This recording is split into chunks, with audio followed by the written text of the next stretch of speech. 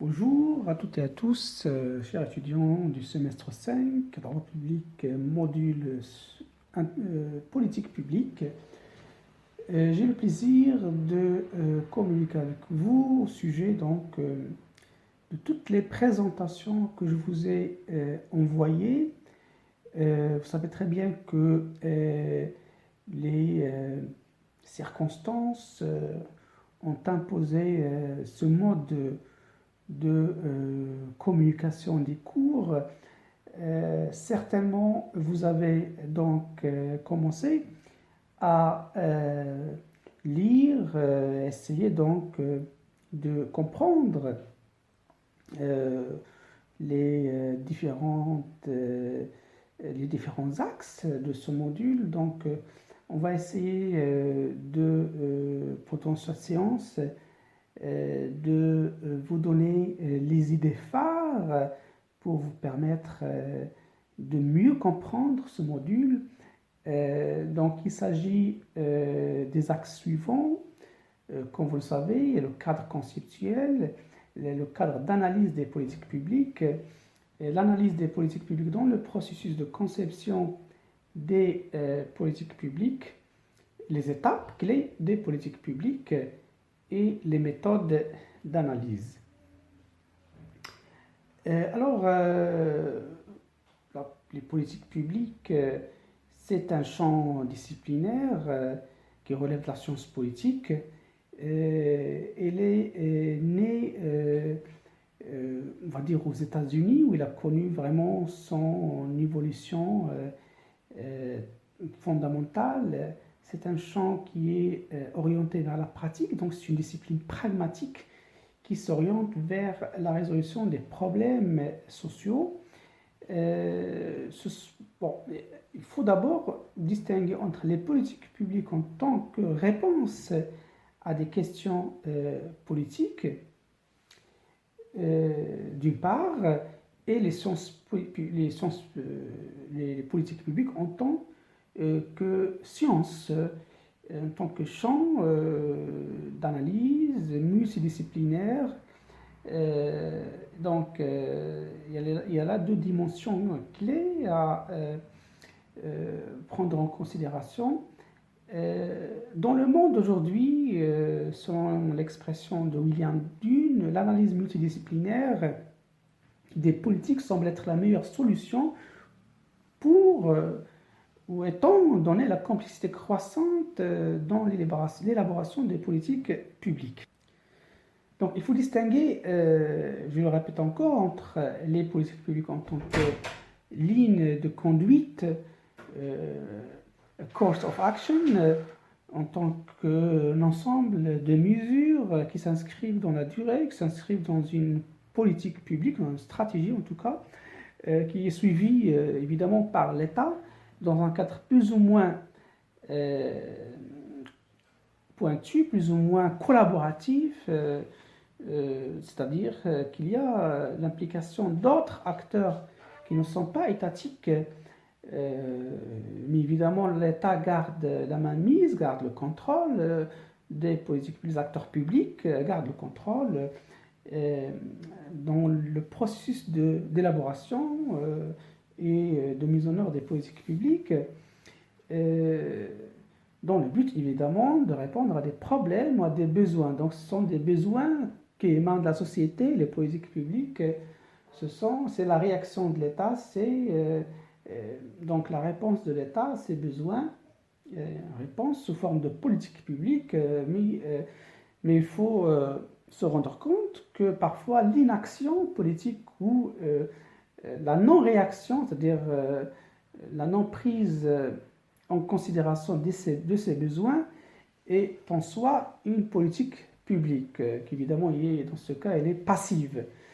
Donc, ça c'est le premier volet. Deuxième volet, c'est l'analyse des politiques publiques en tant qu'information, en tant qu'un ensemble de savoir, de connaissances, une réflexion, aussi bien sur les politiques publiques, et là on parle d'études politiques publiques, en tout cas la terminologie anglaise, policy studies,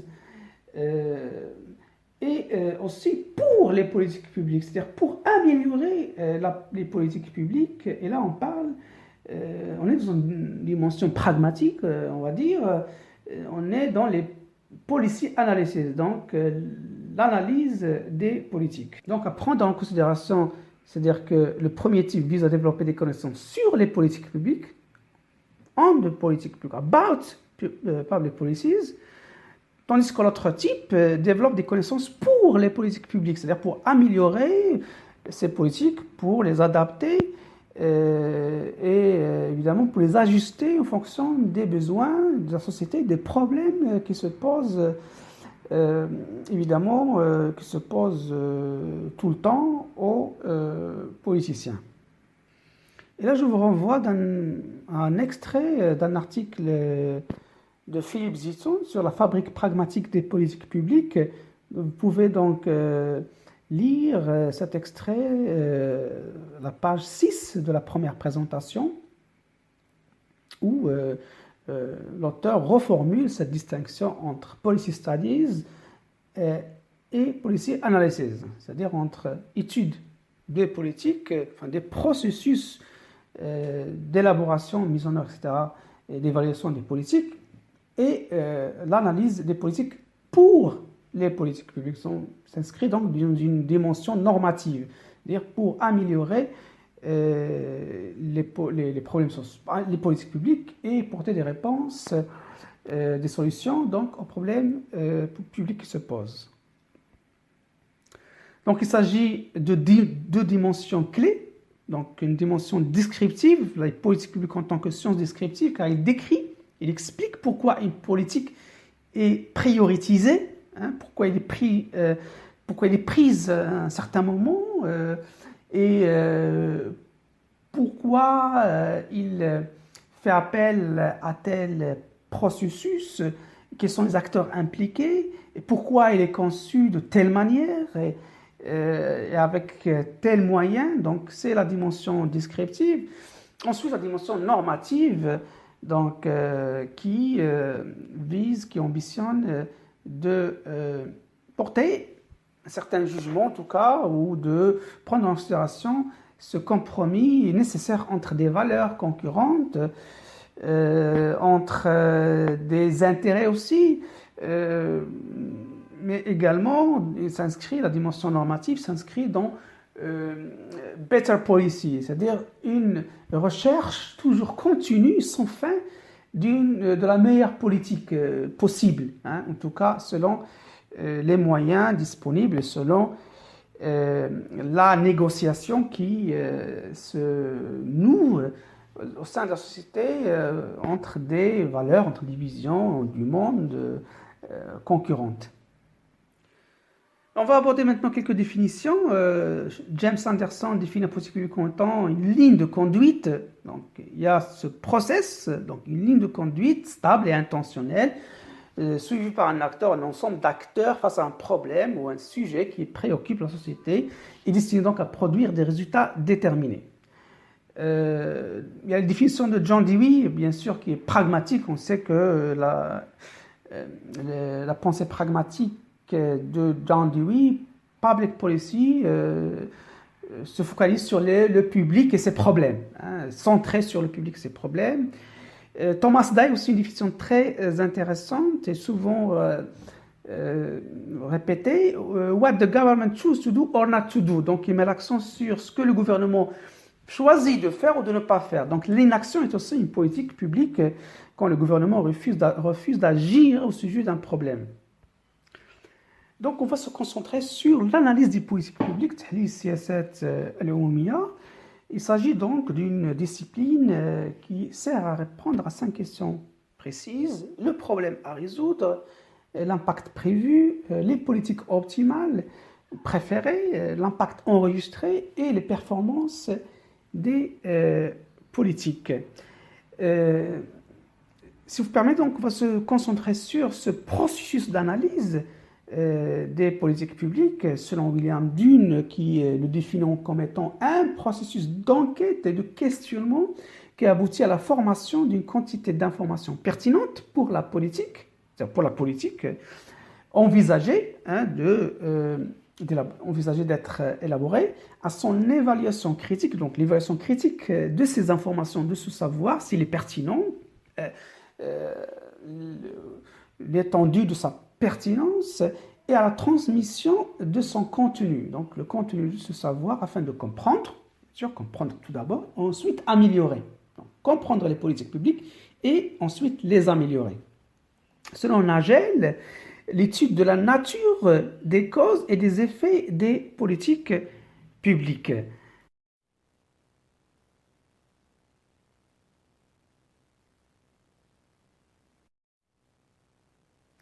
Alors, le savoir lié aux politiques publiques concerne tout d'abord les problèmes de politique. Alors, quel est le problème? C'est la première question qu'on se pose. Quelles sont les dimensions du problème, ses causes, son impact et comment il est perçu au sein de la société. Donc, c'est le savoir qui concerne les problèmes de politique et à ce savoir correspond une méthode d'analyse. Et la méthode, c'est la structuration des problèmes.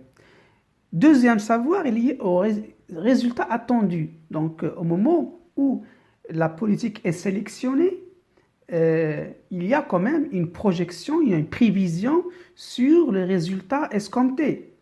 Et le correspondant de ce savoir au niveau de la méthode d'analyse, c'est la prévision, évidemment. Troisième donc, type de savoir, il est lié aux politiques préférées. Donc, quelles sont les politiques optimales qui devraient être mises en œuvre pour, bien sûr, arriver à un résultat optimal. Et le correspondant de ce savoir et au niveau de la méthode d'analyse, c'est la prescription. Donc, prescrire, ça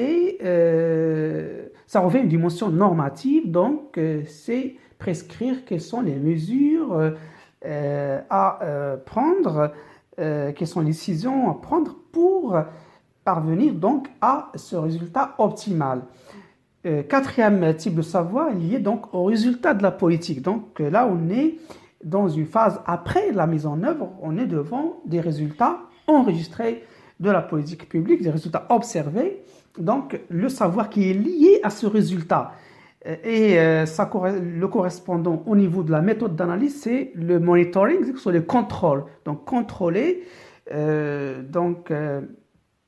le résultat, les résultats qui sont observés pendant et bien sûr tout au long de la période ou de l'étape de la mise en œuvre.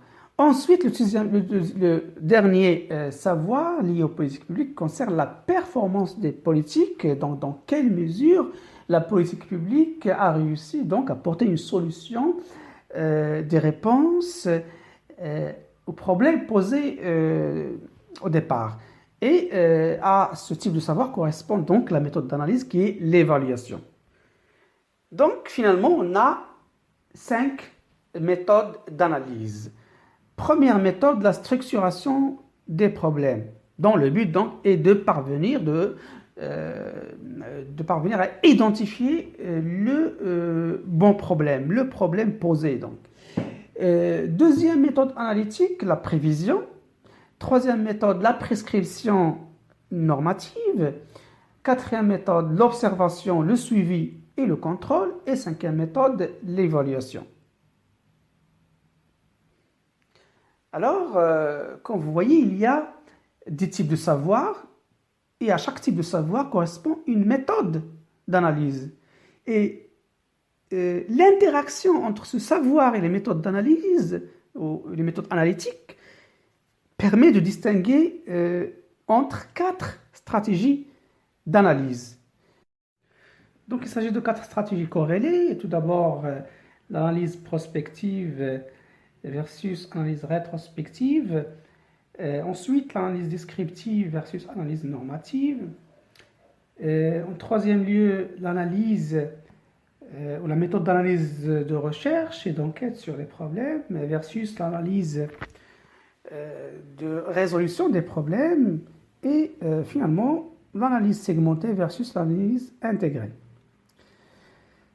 L'analyse des politiques publiques requiert la capacité d'organiser, de synthétiser et d'évaluer diverses sources de raisonnement et de preuves, donc ce qui fait appel à un raisonnement critique, à un regard critique qui est très important quand il s'agit de l'analyse des arguments des politiques publiques, car au départ, toute politique publique part d'une certaine, on va dire, une certaine tension, contradiction plutôt, entre des arguments qui se contredisent, qui peuvent être éloignés au niveau, par exemple, d'une réclamation pour une politique publique.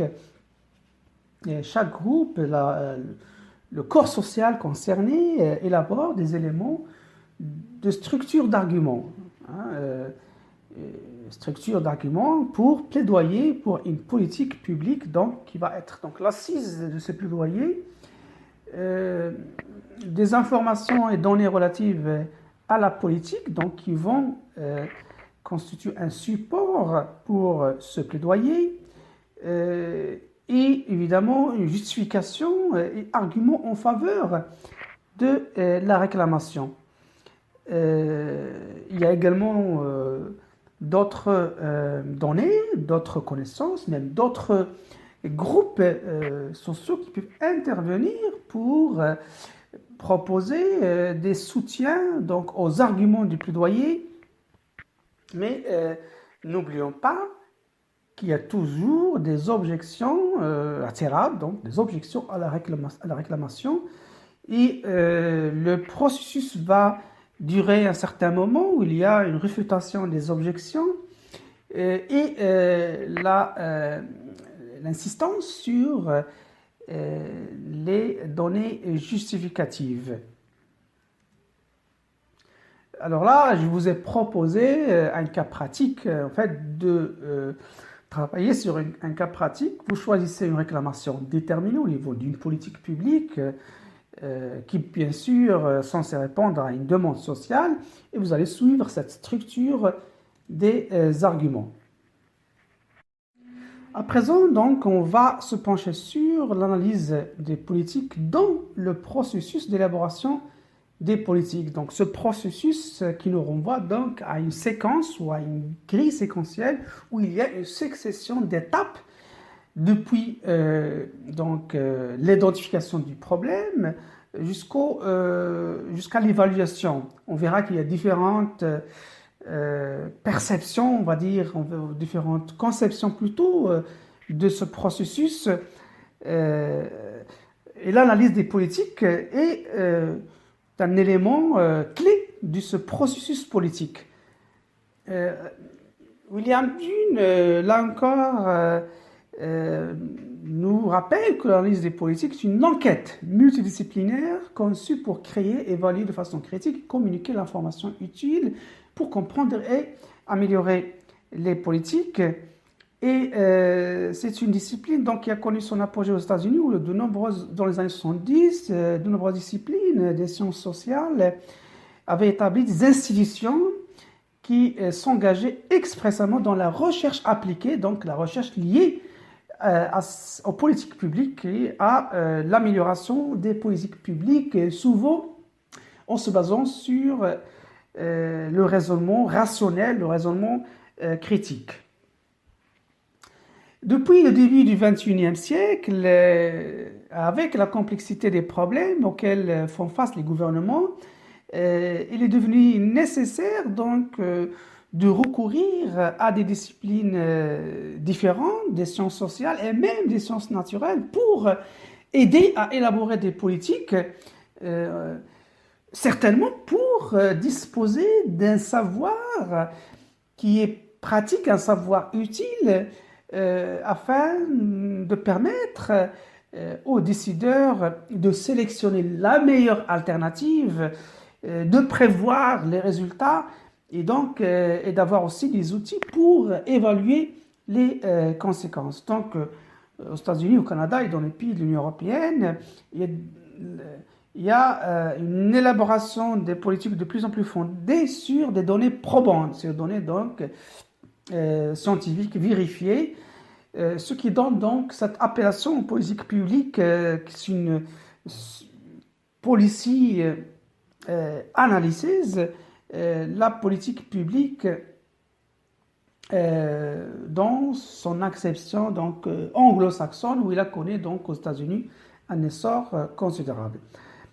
Le policy making process, donc le processus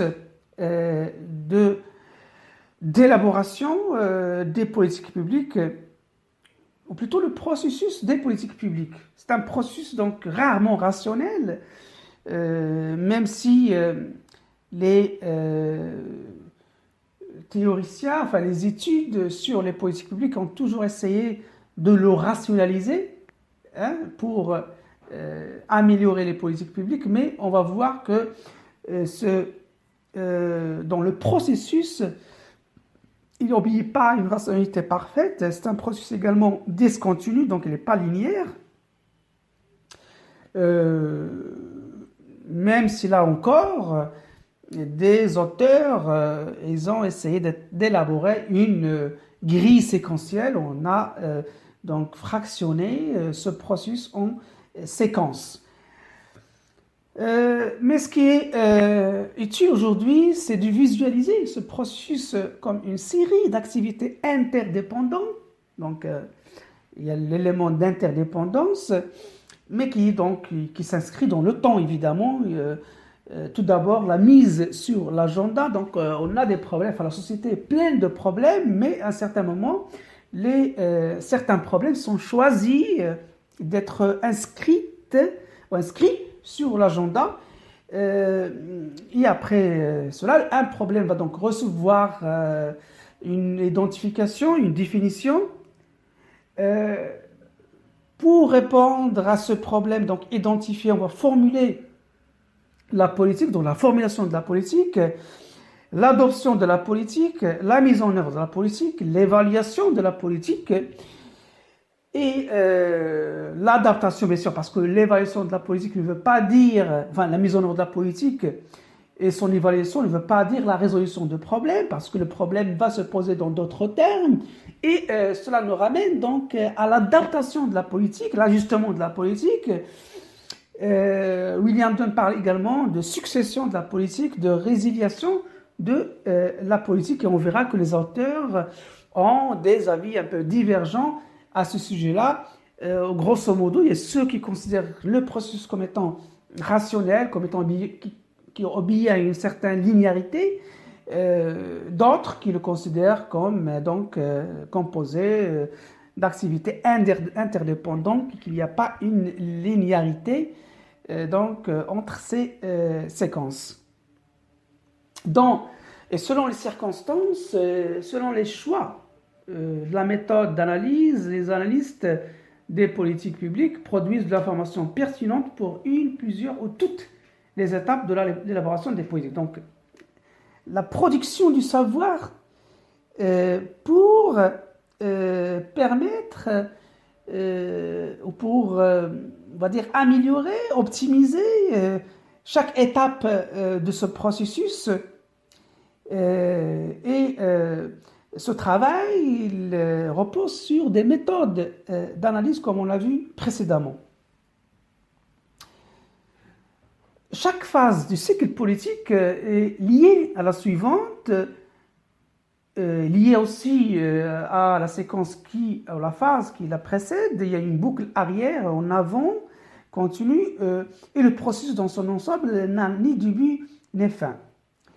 Les agences gouvernementales, donc les acteurs publics, les groupes d'intérêt, les ONG, les particuliers, les acteurs économiques participent au cycle des politiques publiques selon trois formes prépondérantes. Il y a la coopération, bien sûr, il y a la compétition parce qu'il y a une concurrence des vues, concurrence des visions et de la compréhension, de la dimension du problème. Mais également il y a des conflits autour des valeurs, autour des intérêts. Alors tout commence par l'identification du problème. Alors, quel est le problème? Quel est le problème et quelle est sa forme, quelles sont ses frontières? Par exemple, on a un taux élevé d'abandon scolaire, il y a également une précocité de ces abandons. Alors, il faut définir quel est le problème. Alors, la première phase, c'est la définition et l'identification du problème. Et là, je vous renvoie donc à la grille séquentielle de son fondateur, le politologue Harold Lasswell, qui définit donc cette grille comme cadre d'analyse fondé sur le principe de séquençage. Il s'agit évidemment d'une approche linéaire dans le temps qui repose sur le découpage du processus politique de l'action publique en séquence. L'objectif, donc, vous voyez donc la page 10 de la présentation 3, donc il faut suivre avec moi. Il y a l'objectif, structuration, rationalisation de l'analyse des politiques publiques. Selon Charles Jones, l'objectif principal est de découvrir comment fonctionne le processus politique. Il s'agit en quelque sorte d'éclaircir le mystère de l'action publique. Alors là, il y a des critiques adressées à cette approche. Le point faible de la grille séquentielle qu'il néglige la nature peu rationnelle et non linéaire des étapes du cycle des politiques publiques. On va voir tout de suite ces étapes ou ces phases selon l'analyse séquentielle. Tout d'abord, il y a la mise sur l'agenda. Donc, les décideurs essaient donc de mettre donc, sur l'agenda certains problèmes. Ensuite, l'établissement d'une liste d'alternatives politiques pour vérifier la pertinence et l'acceptabilité populaire. L'identification du problème. Donc, évidemment, il faut définir de quoi il s'agit, quel est le problème, quelle est sa véritable dimension, ses causes, ses frontières, si j'ose dire. Également, à partir de là, définir et identifier des alternatives. Et ensuite, l'adoption de la politique au regard de ces options. Donc là, on est dans la prescription. Et on va sélectionner l'alternative jugée optimale, la meilleure alternative. Ensuite, la formulation et la légitimation de la politique. Donc, il faut formuler et légitimer la politique aux yeux des citoyens. Donc, ça passe évidemment à travers la communication, plus précisément, ça passe par le débat, notamment au sein de l'Assemblée parlementaire et donc la promulgation de l'adoption de lois et réglementations pour mettre en œuvre la politique, justement la mise en œuvre par l'administration, par le gouvernement, par l'administration, par les tribunaux. On est dans la phase de l'application, ou comme les anglo-saxons disent, implementation. Ensuite, la termination, la clôture, la décision qui met fin aux réglementations passées et traite des revendications générées par les politiques précédentes. Donc, après la phase de mise en œuvre, donc, soit une termination de la politique qui pourrait prendre la forme d'adaptation, d'ajustement ou de succession. Donc, on a les résultats d'une politique publique et on va se baser sur ces résultats ou plutôt sur tout ce que la politique publique a produit comme décision et comme institution pour mettre en œuvre une nouvelle politique publique. Là, on parle de succession. Donc, une politique publique succède à l'autre, mais il y a une certaine continuité parce que les résultats de la politique publique précédente vont servir comme support pour cette nouvelle politique. Et finalement, donc, l'étape de l'évaluation. Donc l'évaluation estime va donc enquêter sur cette politique, ça a été correctement mise en œuvre, et donc rechercher cette fracture ou le fossé entre les prévisions initiales et les résultats qui ont été observés ultérieurement. Et donc désigner donc les responsabilités, désigner en fait les causes de cette fracture.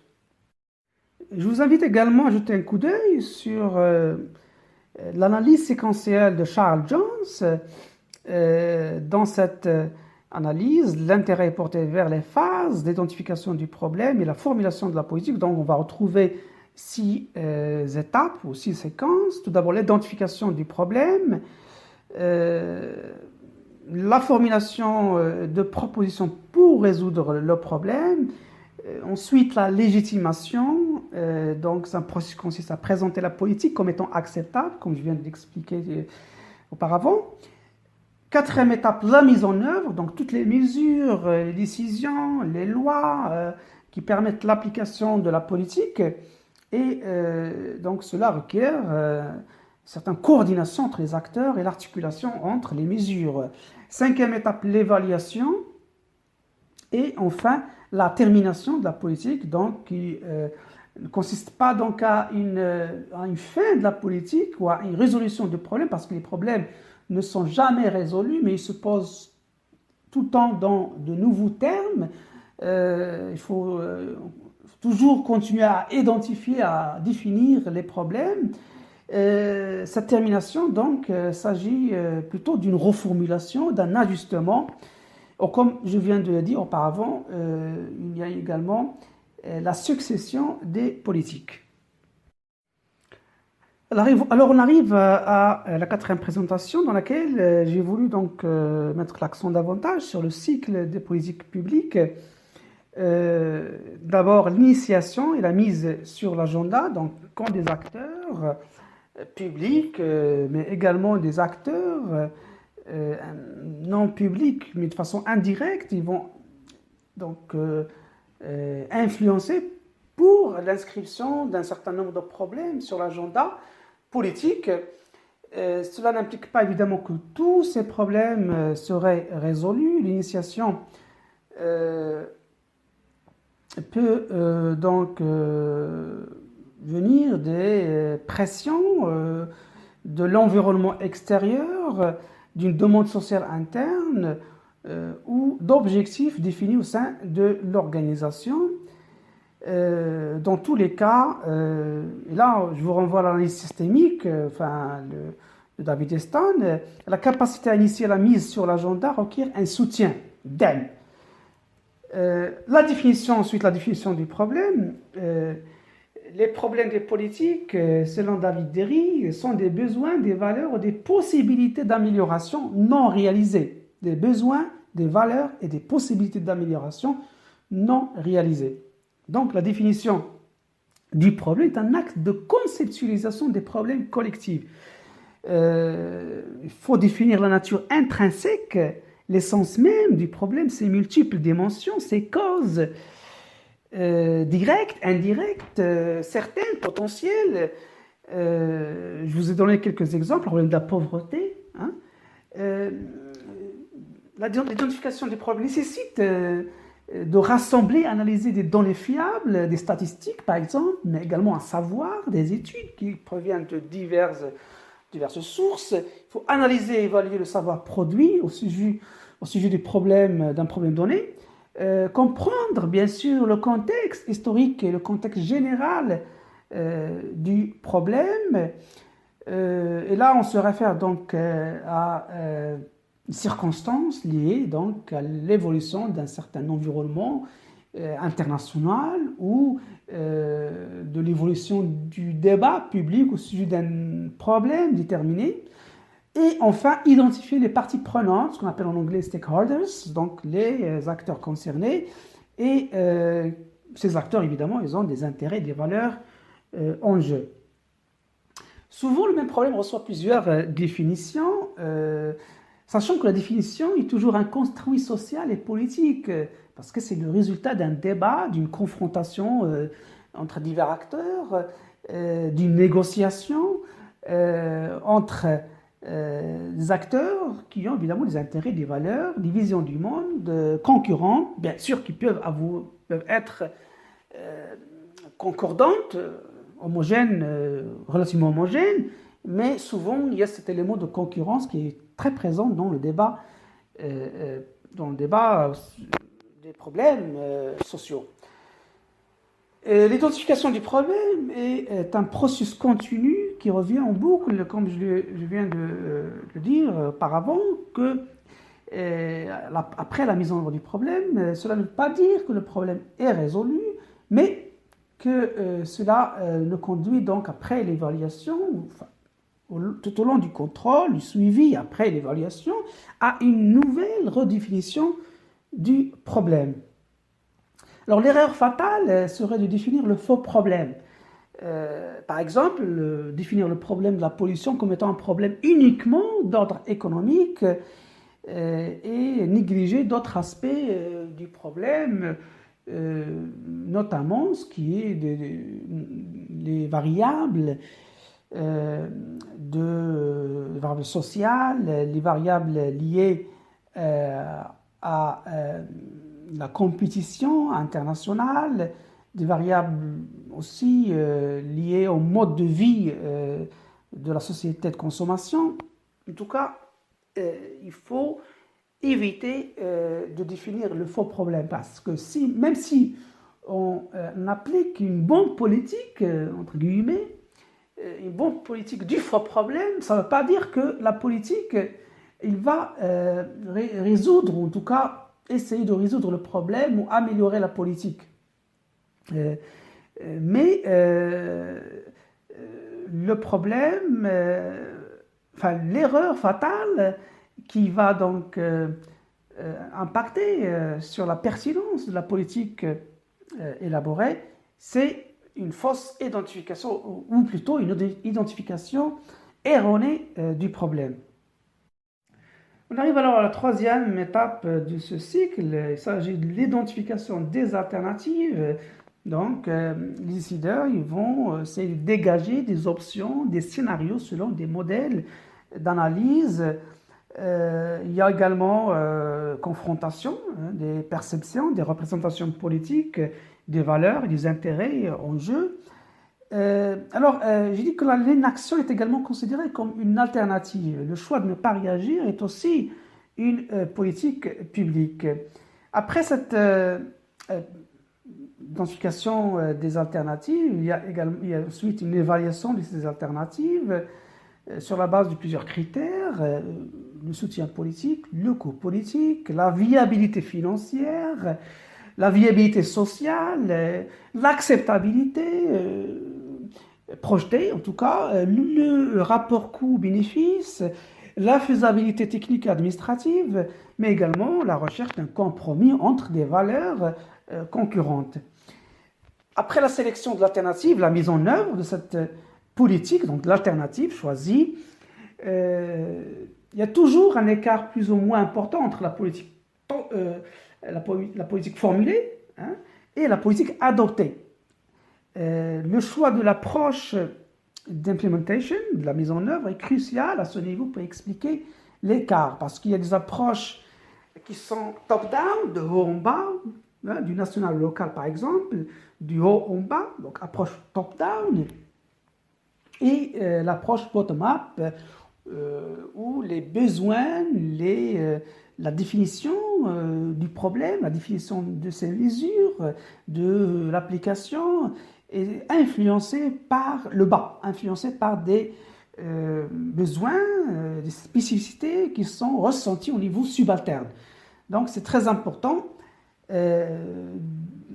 d'avoir une approche qui donc insère cette dimension, cette approche bottom-up pour que la politique adoptée soit, en tout cas, soit plus pertinente par rapport donc aux besoins ressentis. Le rôle de la bureaucratie est fondamental lors de l'implementation parce que c'est l'administration qui met en œuvre et donc il peut jouer un rôle soit positif d'accélérateur, mais en tout cas la bureaucratie, on sait très bien qu'elle joue un rôle négatif parce qu'il va donc va créer quelques retards, quelques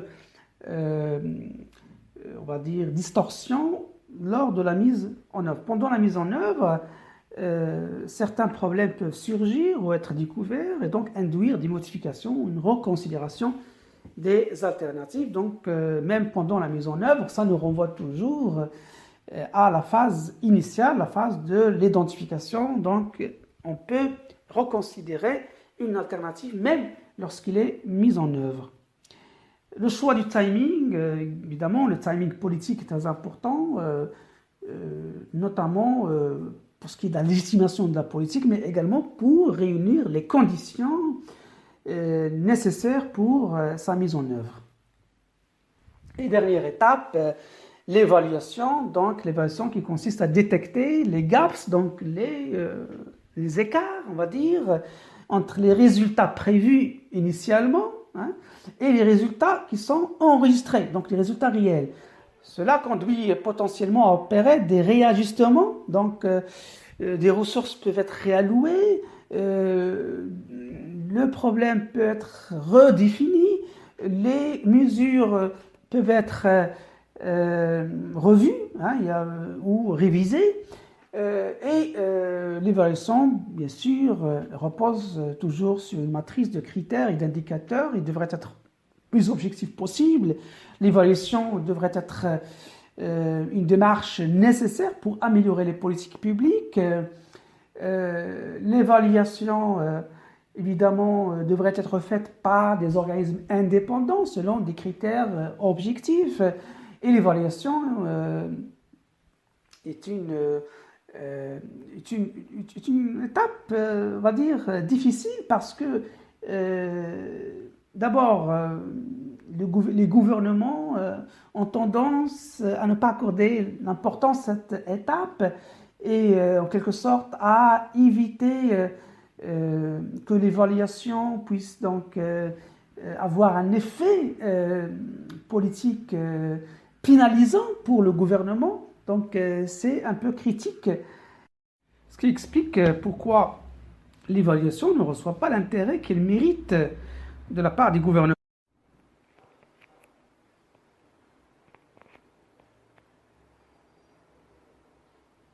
L'évaluation et l'instrumentalisation politique, alors comme je viens de le dire, l'évaluation est sujette à instrumentalisation politique vu son incidence sur l'opinion publique.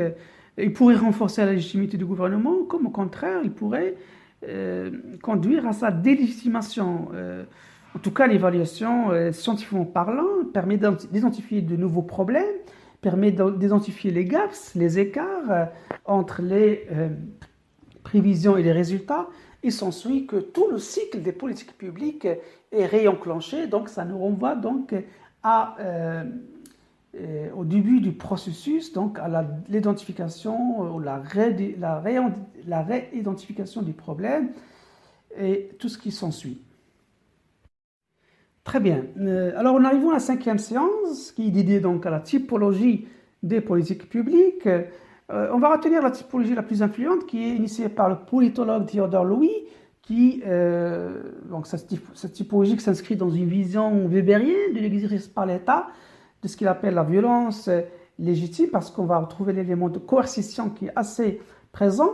Alors, l'innovation de Lowy consistait à considérer les politiques publiques comme des arènes de pouvoir, plutôt comme de simples outputs du système politique. On est donc à l'envers, si vous voulez, de l'analyse systémique. L'idée principale, c'est que les politiques ou les objectifs politiques influent sur la politique en conditionnant l'orientation et le comportement des acteurs. Donc, c'est l'élément de coercition, l'élément d'orientation qui est prépondérant. D'autres termes, les caractéristiques des politiques publiques façonnent la logique de l'action politique. Alors, la typologie de Theodore Louis, une typologie classique qui va donc distinguer entre la coercition directe et la coercition indirecte. Cette typologie de Theodore Louis va se baser sur cette typologie qui est déjà présente. Et Theodore Louis va inscrire dans les politiques de coercition directe deux types de politiques. Tout d'abord les politiques distributives et ensuite les politiques redistributives. Dans le cadre de la coercition indirecte, Theodore Louis va distinguer entre les politiques de régulation et les politiques constitutives.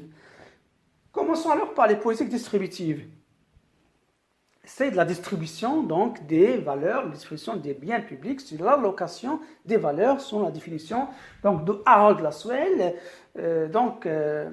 L'allocation, la définition de David Liston, l'allocation autoritaire des valeurs, même si David Liston, ensuite, dans son analyse systémique, il va donner plus l'importance aux outputs, mukhrajat, CSS.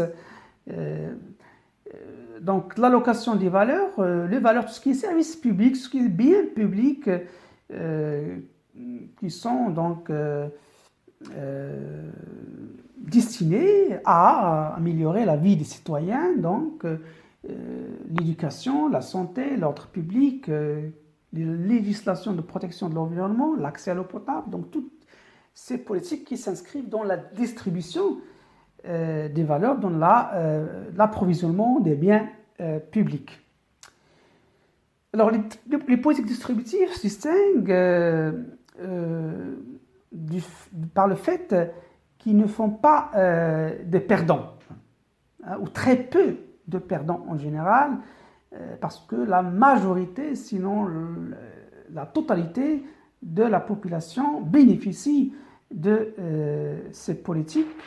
Et les coûts de ces politiques, parce que toute politique a un coût, bien sûr, tout niveau de la prise en charge des frais engagés pour mettre en œuvre ces politiques, ces coûts sont partagés par toutes les composantes de la société. Alors, deuxième type de politique, les politiques redistributives. Donc, on fait de la redistribution, c'est une réallocation des valeurs, des avantages sociaux et des moyens de pouvoir vers un groupe social ou vers une catégorie socio-professionnelle déterminée. Donc, vous l'avez compris, dans les politiques redistributives, il y a des gagnants et des perdants parce que ça permet donc de réallouer ce qui est initialement distribué, de le réallouer, de le redistribuer vers des groupes sociaux, vers des catégories socio-professionnelles. Donc, ça renforce la compétition au sein de la société, par conséquent, peut engendrer des conflits et un certain mécontentement social. En même temps, ces politiques permettent au gouvernement d'assurer des soutiens. Et là, on est dans l'analyse systémique. Les outputs peuvent créer, donc, les outputs ne plaisent jamais à tout le monde, ne permettent pas de répondre à tous les besoins, mais il y a certains qui sont contents, qui sont avantagés, et d'autres qui sont bien sûr lésés. Alors, ceux qui sont avantagés, qui sont satisfaits de ces politiques, vont constituer donc des soutiens, et ceux, bien sûr, les autres qui ne sont pas satisfaits, les mécontents, vont formuler des demandes qu'ils vont envoyer donc au système politique pour engendrer de nouvelles politiques publiques. Ensuite, les politiques de régulation. Là, on est dans la coercition. Les politiques de régulation, c'est des politiques qui permettent de réguler le comportement des citoyens, des groupes et des acteurs socio-économiques Je donne quelques exemples, par exemple politique de lutte contre la corruption, politique de contrôle de la natalité, politique de lutte contre les accidents de la route. Ce type de politique peut concerner divers acteurs et peut se faire par des instances indépendantes qui, en fonction de régulation, je donne l'exemple dans le secteur des médias de la Haute Autorité de la Communication Audiovisuelle, la HACA, par exemple. Et finalement, on a des politiques constitutives, c'est-à-dire des politiques qui permettent d'instaurer un cadre normatif, un cadre institutionnel, de modifier le cadre institutionnel, de réorganiser les institutions, réorganiser par exemple la forme de l'État, en tout cas en ce qui est de la verticalité du pouvoir. On parle par exemple du processus de décentralisation en faisant partie de cette politique constitutive parce que il y a donc un transfert de compétences du centre vers les collectivités décentralisées. Dans ce genre de politique, il y a la restructuration également des institutions, tout ce qui concerne la gouvernance des institutions s'inscrit donc dans ce type de politique. Alors évidemment, il s'agit juste d'une typologie et on ne va pas donc caser chaque politique dans un type de politique. Une politique peut bien sûr appartenir à plusieurs types de politiques. Par exemple, la politique des énergies renouvelables, il y a des éléments de régulation, mais également il y a des éléments de redistribution des ressources. Donc, on va dire que c'est une typologie qui a une fonction pédagogique, on va dire, mais finalement, quand il s'agit de dégager des éléments de distinction, il faut donc analyser ces politiques cas par cas pour déterminer quel est le type de politique prépondérant. Et à ce niveau-là, je vous ai invité à faire un exercice. Vous choisissez une politique donnée et déterminez sur quel type de politique publique s'insère-t-elle, donc quel type, donc au pluriel aussi, plusieurs types, en justifiant votre réponse. Très bien, donc on va continuer avec la sixième présentation qui porte sur les modèles de conception et de changement des politiques publiques. Alors, le modèle s'apparente à au cadre dans lequel prend forme la politique, mais également le cadre dans lequel cette politique change, mute, et ces modèles de conception et de changement des politiques publiques, on les retrouve donc dans toute une littérature américaine qui est dédiée donc à ce sujet.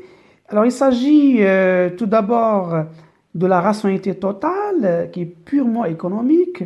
Ensuite, on va voir la critique du modèle de rationalité totale, la rationalité du second ordre. Il y a l'incrémentalisme ou le modèle incrémental, donc graduel, de changement graduel. Il y a le modèle de rationalité limitée, il y a le modèle du scaling mixte et le modèle de convergence critique. Alors, commençons par le modèle de rationalité totale ou purement économique. Alors, il est fondé sur l'utilitarisme de Jeremy Bentham. L'intervention de l'État est soumise à un calcul rationnel qui est basé sur l'utilité, donc basé sur l'équation coût-bénéfice, la somme le principe de l'utilité, donc la somme des intérêts individuels, la somme des utilités, on va dire, prises individuellement, va contribuer au bien-être social. Donc, la thèse de John Stuart Mill, le critère du bien-être social, le social welfare. Je répète, la somme des choix individuels rationnels produit un choix social rationnel. Social choice, donc, comme étant l'addition des choix individuels qui sont rationnels. Donc, on retrouve là l'utilitarisme, l'efficience, et que le choix social, donc c'est un choix qui va permettre la conception de la meilleure politique, d'une politique qui va satisfaire tout le monde. Ce qu'on appelle le choix social. Alors, c'est une rationalité purement économique, car fondée sur l'équation coût-bénéfice, et en considérant que le choix de cette alternative, jugée efficiente, va résoudre le problème. Alors, selon ce modèle de rationalité purement économique, un changement de politique se produit lorsqu'un décideur individuel ou collectif identifie un problème de politique objet d'un consensus suffisant, précise et met en ordre de façon uniforme les objectifs dont la réalisation constituerait une solution au problème, détermine des politiques qui pourraient le mieux contribuer à l'atteinte de chaque but, de chaque objectif.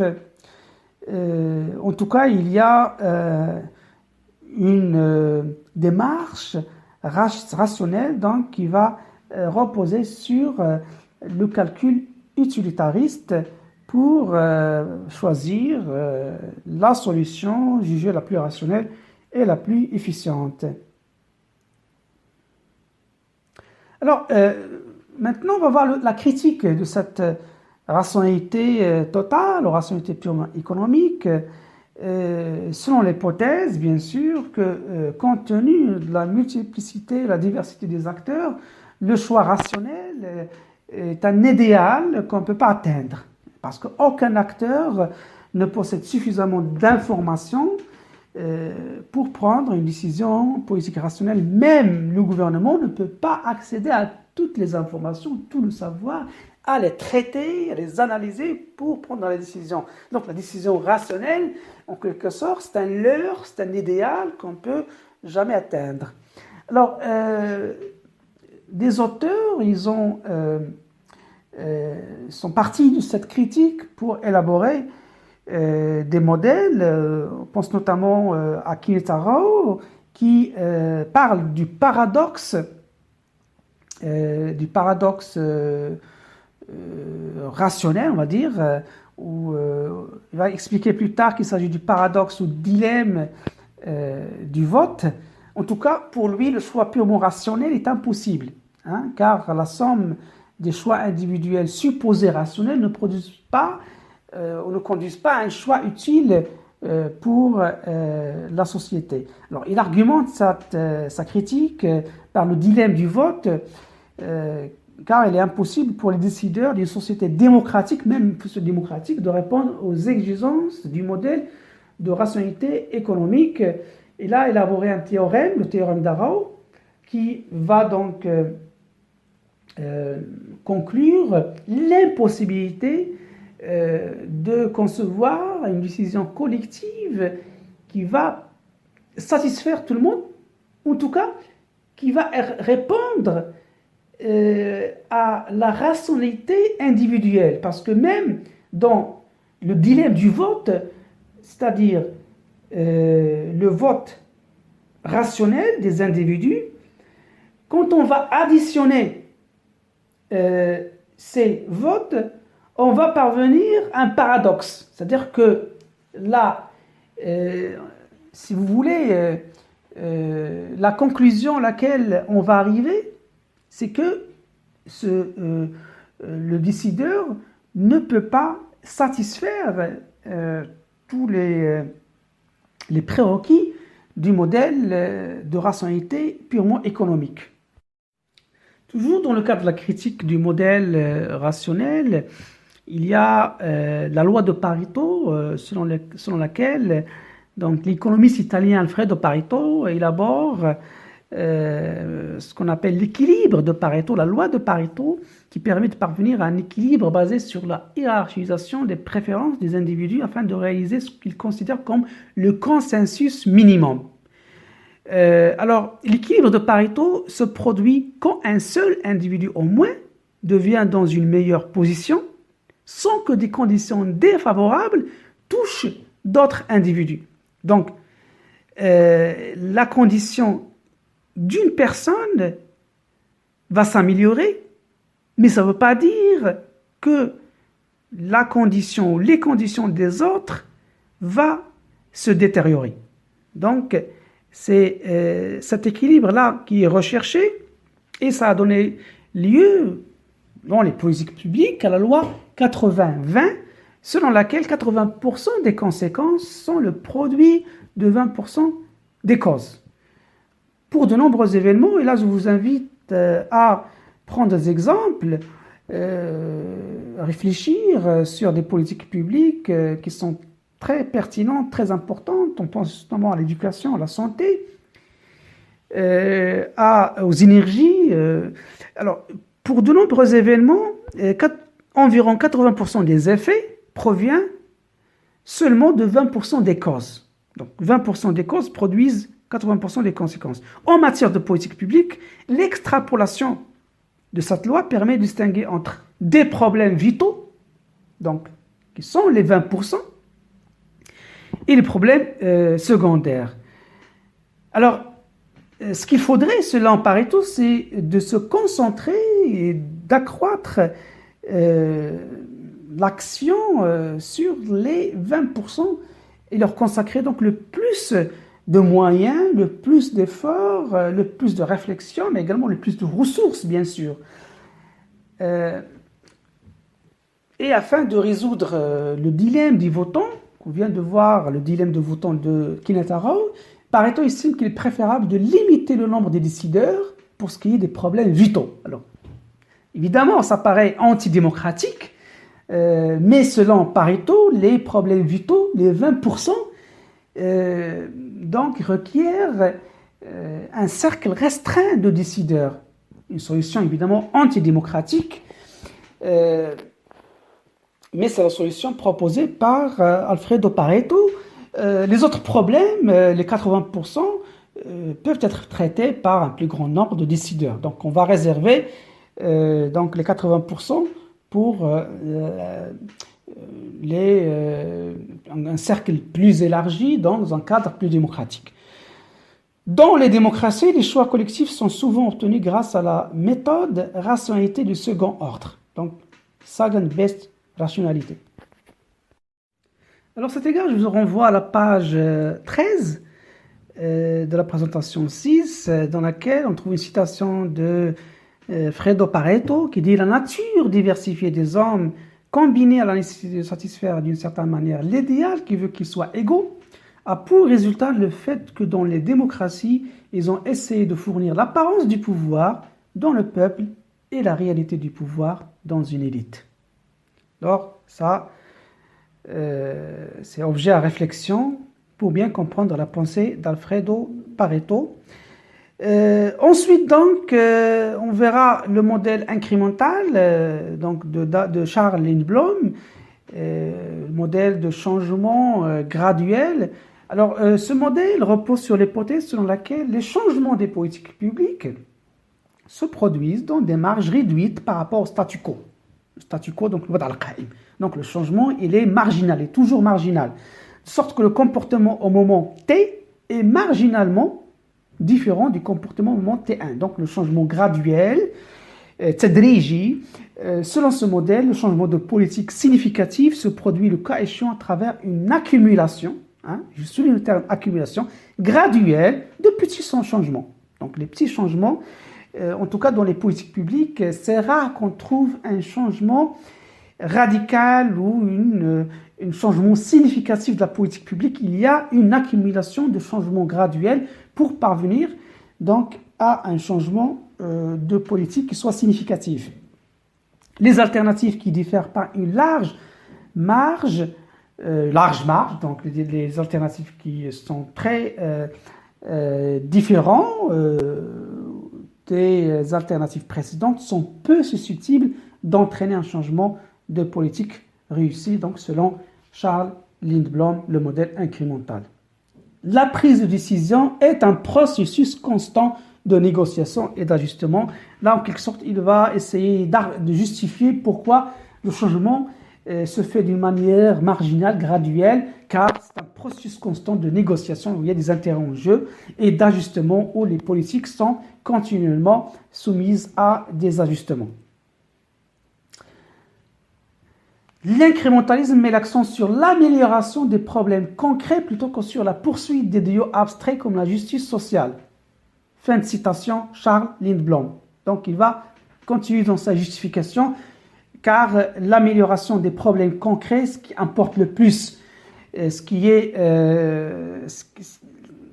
que le changement se fait à travers de petits, le changement véritable, le changement significatif se fait à travers l'accumulation de petits changements de réponse à des problèmes concrets plutôt que la poursuite d'un idéal abstrait, donc, comme la justice sociale selon son extrait. La politique publique exige donc les décisions réalisables, donc l'élément pratique, on va dire, pragmatique, et appuie plutôt que des décisions qui visent une situation souhaitée maximale.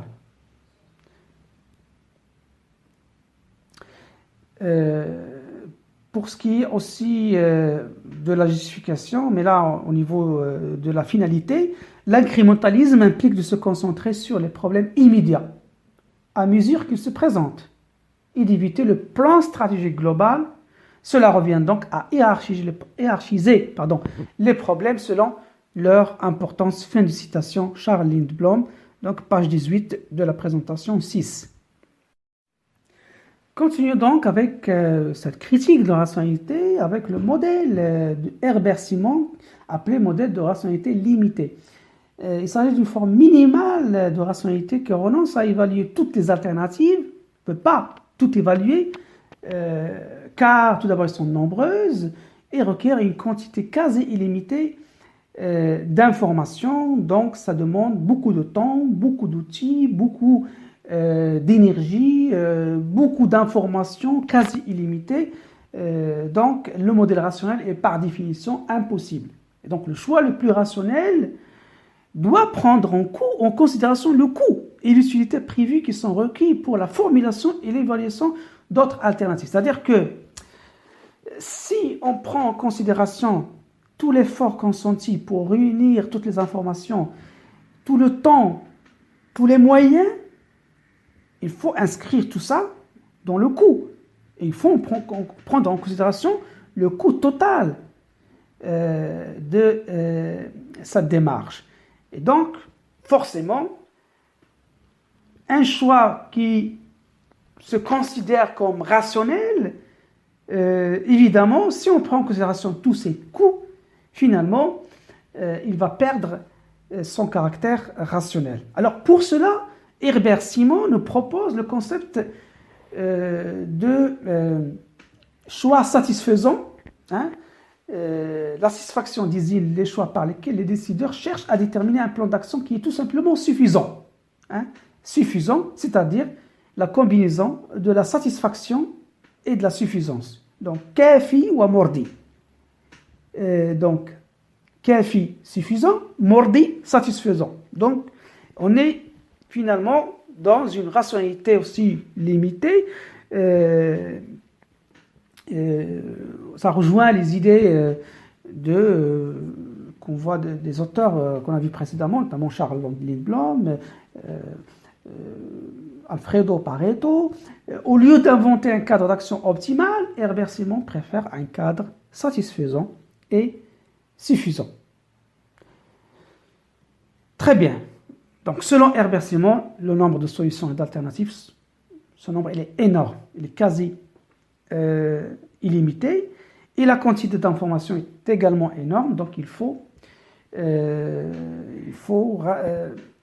renoncer à cet idéal de choix rationnel, car le temps et les ressources sont limités, et par conséquent, les choix rationnels ne peuvent être que limités. Alors, je vous propose une citation de Herbert Simon, selon laquelle une mine d'informations crée une pauvreté d'attention. Fin de citation. Donc, même si on a le maximum d'informations, il faut bien sûr ces informations les traiter, les interpréter. Donc il faut un effort, il faut du temps, il faut des ressources. Et tout ça donc est euh, négatif, ça ne permet pas de répondre aux problèmes au bon moment. Ça fausse évidemment la rationalité présumée. Et donc, ça conduit à aussi, comme il dit Simon, une pauvreté d'attention. Donc, selon lui, il vaut mieux se focaliser sur les informations les plus pertinentes pour élaborer le choix le plus suffisant et le plus satisfaisant. Très bien, donc on va continuer avec ces modèles d'analyse. On va aborder tout de suite le scanning mixte. Selon ce modèle, il n'y a pas de modèle type. Alors, ça paraît paradoxal, c'est un modèle qui va donc remettre en cause l'existence d'un modèle type valable pour tous les problèmes.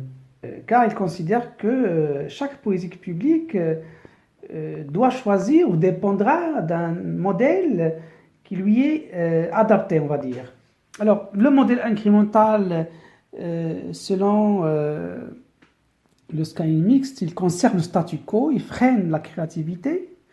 Il y a distinction entre les choix stratégiques et les choix opérationnels. Donc, le modèle d'analyse diffère selon les politiques qui sont stratégiques et des politiques qui sont plutôt opérationnelles. Le changement de politique se produit lorsque le choix est adapté à la nature des problèmes auxquels font face les décideurs, et parce que tout ce qui est rationnel, ce qui est considéré en tout cas comme étant rationnel dans un contexte peut ne pas l'être dans un autre.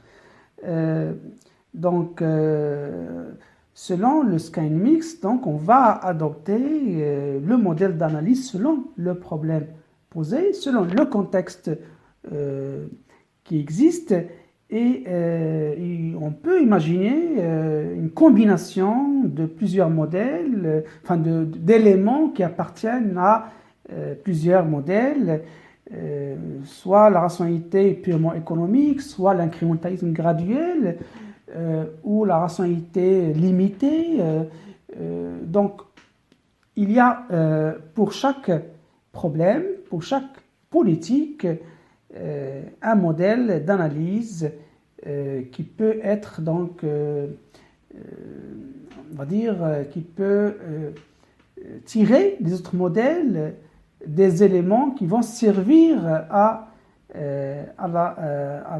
adopter ou à adapter plutôt le modèle optimal. Dans tous les cas, donc une combinaison des modèles rationnels ou de l'incrémentalisme est nécessaire car il ne s'agit pas d'adopter une approche et de rejeter l'autre, mais de les combiner selon la nature du problème. Passons donc au modèle de convergence critique. Alors, ce modèle désigne les processus politiques qui sont comme un delta fluvial, donc des flux éparpillés, un delta fluvial comme donc l'image du delta, avec de multiples ruisseaux convergents et divergents lorsqu'ils traversent la plaine inondable et serpentent vers la mer. Donc, c'est un extrait de William Bunn, l'ouvrage d'analyse des politiques publiques 2006. C'est un modèle qui est utilisé dans la sociologie de l'action publique et selon ce modèle, qui est un modèle irrationnel, les problèmes sont dans un flux continu. Donc il faut observer ce processus. Les moments critiques se produisent lorsque trois types de courants convergent, les problèmes, les politiques et les variables politiques. Donc trois courants principaux, les problèmes, les politiques et les variables politiques, c'est-à-dire les opportunités, ou ce qu'on appelle le timing politique et le contexte, qui est timing. La reconnaissance de ces moments de convergence fait partie de la tâche de l'analyse des politiques publiques. Donc l'analyse des politiques publiques doit observer ce processus de ruissellement, on va dire, des flux, les flux étant les problèmes, les politiques et les opportunités, ou le timing politique, le contexte également, il va les observer et ça fait partie donc de sa tâche d'analyste des politiques de reconnaître les moments de convergence, c'est-à-dire les moments où il y a un rapprochement de ces flux. Les politiciens, ils ont des solutions et attendent des problèmes et un climat propice pour les mettre en œuvre, ou les politiciens, ils ont des problèmes et attendent des solutions et la possibilité de les résoudre. Je vous confère donc le modèle de John Kingdon, les flux multiples et fenêtres d'opportunité. Vous voyez la page 29, le modèle de Kingdon. Il y a 3 streaming, policy stream convergence, il y a des problèmes, il y a des solutions, proposals, et il y a politics, ça on voit donc au timing, au contexte, et à travers cette convergence, on a policy window, donc la fenêtre de la politique. C'est un moment-là qu'on peut donc, à travers l'analyse de ce moment-là, tout d'abord cette convergence et de ce moment critique, de ce rapprochement critique, qu'on peut donc analyser la conception des politiques ou le changement des politiques. Alors, une fenêtre de politique s'ouvre lorsqu'il y a un nouveau problème ou une nouvelle définition d'un problème, il y a un changement dans l'administration, le Parlement, il y a un changement d'humeur à l'échelle nationale. Les fenêtres politiques s'ouvrent parfois de façon prévisible, d'autres fois de façon imprévisible. Et la fenêtre de politique se ferme lorsque le problème semble avoir été réglé. Les gens pensent que la solution est très lointaine. Une crise passe où il peut y avoir un changement capital des décideurs. Aucune alternative unique n'émerge. Donc, c'est un modèle irrationnel où il y a des flux, où ces flux convergent, il y a une fenêtre de politique qui s'ouvre, et des politiques et des fenêtres de politique qui, par conséquence, qui se ferment.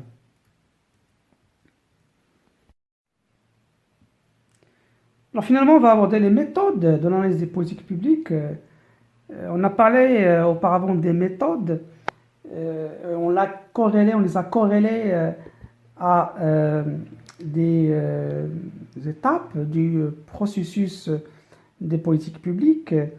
Il y a 5 méthodes qui correspondent donc à ces étapes. D'abord, la structuration des problèmes, ensuite la prévision, en troisième lieu, la prescription des politiques, ensuite le contrôle, donc le suivi, l'observation, le suivi, le contrôle, et en dernier lieu, l'évaluation. Alors, vous voyez dans la page 4, la page 4 de la présentation 7, il y a ce graphique, on va dire, où il y a ces méthodes d'analyse qui sont réparties tout au long du cycle de la politique publique. Alors, au niveau de la définition des problèmes, on a la structuration. Donc, la structuration va permettre de définir le bon problème, entre guillemets, évidemment. Il n'y a pas dans l'absolu un bon problème. Mais en tout cas, éviter d'identifier un faux problème.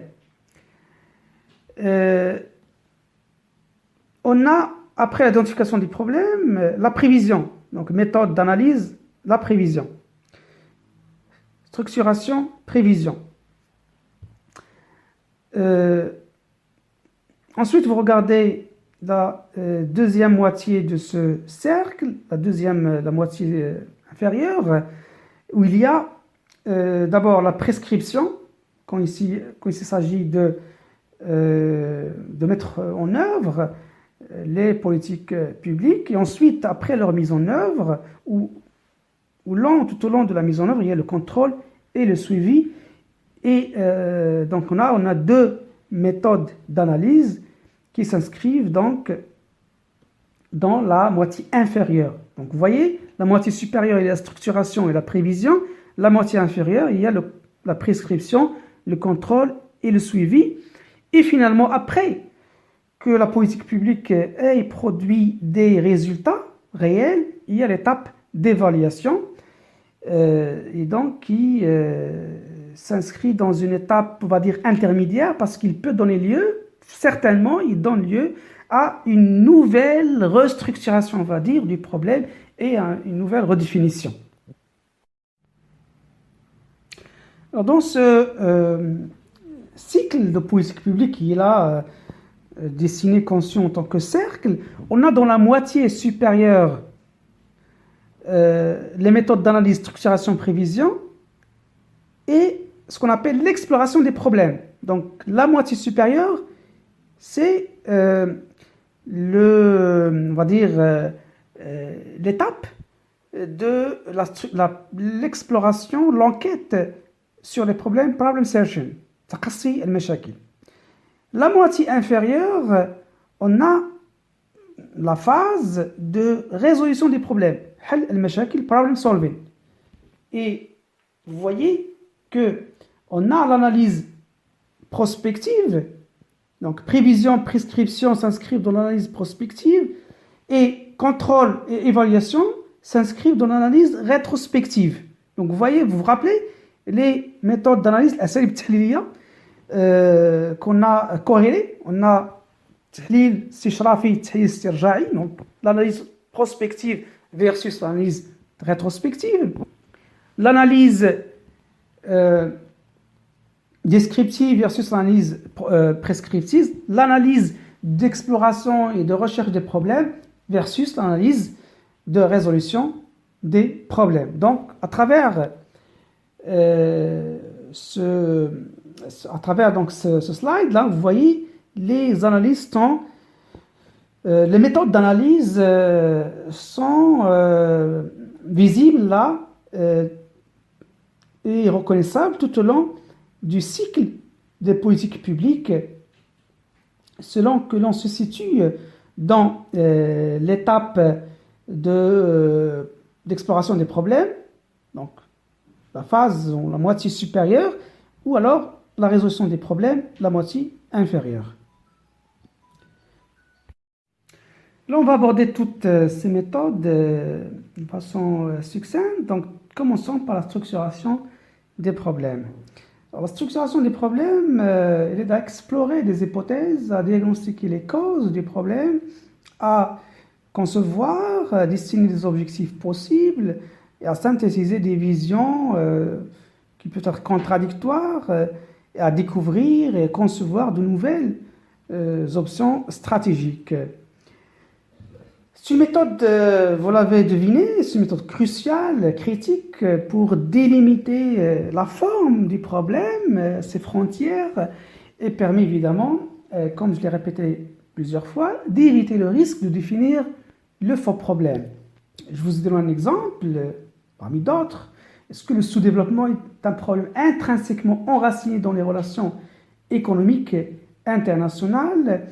Le problème de la criminalité, est-ce que c'est un problème lié donc à l'urbanité galopante, lié à, au marché d'emploi, lié à des causes purement économiques? La définition de problème permet de répondre à toutes ces questions donc, et cherche à travers la méthode de structuration, l'implication de plusieurs acteurs, de mieux définir le problème. Deuxième méthode, la prévision. Les méthodes de prévision servent lors de l'étape de la formulation de la politique. Donc, à prévoir quels seront les résultats prévus, attendus de l'option de politique privilégiée. On peut même formuler des alternatives et pour chaque alternative, prévoir les résultats. Les prévisions aident à examiner les futurs plausibles, potentiels et évaluer sur le plan normatif. à estimer les conséquences de politiques existantes et proposées, de préciser les contraintes probables concernant la réalisation des objectifs et à estimer la faisabilité politique des différentes options, mais également la faisabilité financière, la faisabilité au niveau du contexte, de l'acceptabilité, on va dire, sociale, culturelle. Donc, la méthode de prévision, c'est une étape qui vient après la définition du problème, donc qui va servir à prévoir, à formuler des prévisions pour les alternatives proposées. Et donc, ça va aider à choisir, à sélectionner la politique qui sera mise en œuvre ultérieurement. La prévision peut prendre trois principales formes à travers l'extrapolation des tendances actuelles et historiques dans l'avenir. Donc, on va extrapoler des tendances actuelles dans l'avenir. On peut se baser sur des lois théoriques comme la loi de la compétition, la loi de la productivité. Et on peut se baser également sur des jugements éclairés, des jugements bien sûr qui ont une nature scientifique, on va dire, ou du jugement sur l'évolution de certaines tendances sociales, l'évolution de la société, l'évolution au niveau de la culture politique dominante, par exemple, au niveau du mode de comportement, mode de consommation. Donc, il y a tout un éventail d'études et tout un savoir qui va permettre donc de permettre une bonne prévision à ce niveau-là. Alors, la troisième méthode, c'est la prescription. C'est une prescription normative. Alors, si la prévision répond à des questions sur ce qui est susceptible de se produire dans l'avenir, la prescription permet de répondre aux questions sur les avantages et les coûts des actions futures. La méthode de prescription permet de transformer l'information sur les résultats de la politique envisagée en information sur les politiques privilégiées. Donc, c'est une méthode qui est très connectée à la méthode de prévision, parce que si la prévision nous permet d'avoir de l'information sur le résultat de la politique, de l'alternative envisagée, la prescription va donc permettre de choisir la politique et en fonction évidemment, en prenant en considération plusieurs paramètres, notamment ce qui est des avantages, des coûts, tout ce qui est relatif à l'impact prévu, à la question de faisabilité et du résultat concret qui va se produire. Donc la prescription normative, donc il va donner une information, un savoir très concret qui va aider à opter pour une certaine politique par rapport ou au lieu d'une autre politique. Les méthodes de prescription des politiques produisent un savoir pertinent sur les bénéfices et les coûts et plus généralement sur la valeur ou l'utilité des résultats escomptés, élaborés grâce à des prévisions évidemment. Donc ça renvoie à la méthode de prévision. Ce savoir il est crucial pour les décideurs lors de l'étape de l'adoption des politiques. La prescription, vous l'avez compris, est intimement liée à ce qui doit être. Donc c'est normatif, évidemment, un plaidoyer normatif, par exemple, quelle politique sociale face à la crise actuelle, des arguments de fait et des arguments de valeur, il y a l'élément de croyance et d'idéologie qui rentrent en ligne de considération, qui doit être donc prise en compte. tous les choix comportent des prémices factuelles, donc qui sont liées à des faits, et des prémices de valeur, donc qui sont liées à des différences au niveau des valeurs, au niveau des visions, des arguments des groupes sociaux. Quatrième méthode, le contrôle et le suivi, le monitoring. Les méthodes de contrôle et suivi des résultats observés des politiques. Donc là, on est dans l'étape de la mise en œuvre. Il y a une observation continue de ces politiques et cette méthode de contrôle fournit des informations, un savoir sur les conséquences de l'adoption de politiques, ce qui va contribuer ainsi au fur et à mesure au succès de la phase de mise en œuvre de la politique. Il s'agit de suivre des résultats des politiques selon des indicateurs, évidemment, des indicateurs de mesure, aussi bien quantitatifs que qualitatifs. On va détecter les conséquences imprévues, ce qu'on appelle les externalités négatives. Parfois, il y a des externalités positives, mais on va se pencher sur les externalités négatives imprévues, donc qui vont avoir un impact sur d'autres secteurs. Par exemple, une politique industrielle va avoir un impact sur l'environnement, une politique sociale peut avoir un impact sur les indicateurs macroéconomiques, une politique énergétique va avoir un impact sur certains segments, certains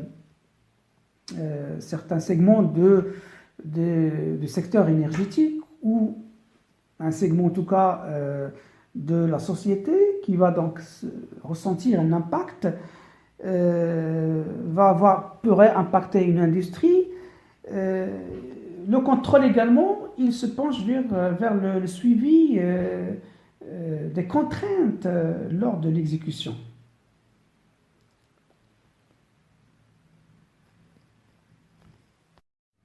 Et finalement, l'évaluation en tant que méthode d'analyse vise principalement à déterminer la valeur ou l'utilité d'une politique. Donc, la méthode d'analyse comprend la méthode d'évaluation, comprend l'évaluation des buts et des objectifs eux-mêmes. Les méthodes d'évaluation des résultats observés des politiques fournissent un savoir pertinent sur les écarts, donc sur le fossé, sur, on appelle en anglais le gaps, entre les performances attendues des politiques qui ont été conçues ou déterminées lors de la prévision et celles réellement enregistrées, ce qui s'avère utile lors des phases d'évaluation et d'adaptation des politiques. Les méthodes d'évaluation servent également de base pour la restructuration du problème auquel la politique cherche de porter des solutions. Ces méthodes sont également connectées avec la structuration des problèmes ou la restructuration, car quand on finit d'évaluer, il y a une nouvelle restructuration du problème, ce qui permet une nouvelle définition de ce même problème.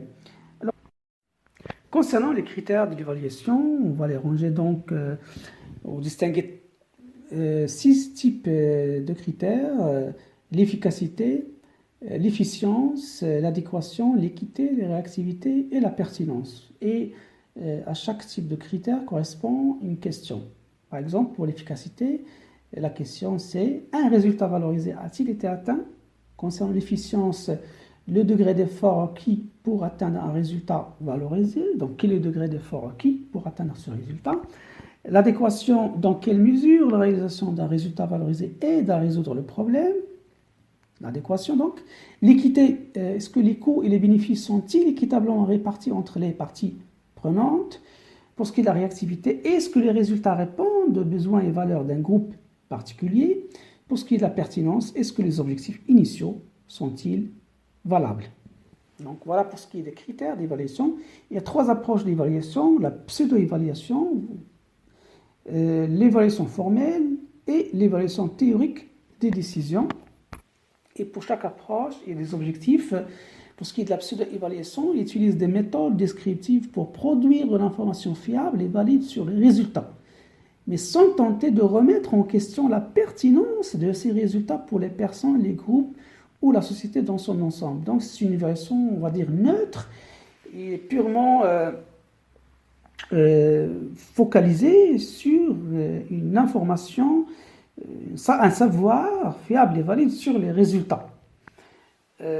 Ensuite, l'évaluation formelle utilise les méthodes descriptives pour produire de l'information fiable et valide sur les résultats, mais en même temps, il évalue ces résultats sur la base des objectifs des politiques qui ont été préalablement annoncés par les décideurs. Donc, c'est une évaluation qui a donc plus de pertinence, on va dire, parce qu'il s'intéresse également aux résultats concrets, aux résultats qui concernent les objectifs ou qui répondent à des objectifs qui ont été préalablement annoncés par les décideurs. Et en troisième lieu, l'évaluation théorique des décisions. Cette évaluation théorique tente de rendre explicites les objectifs apparents et latents des parties prenantes. Donc, il va en quelque sorte démasquer, il va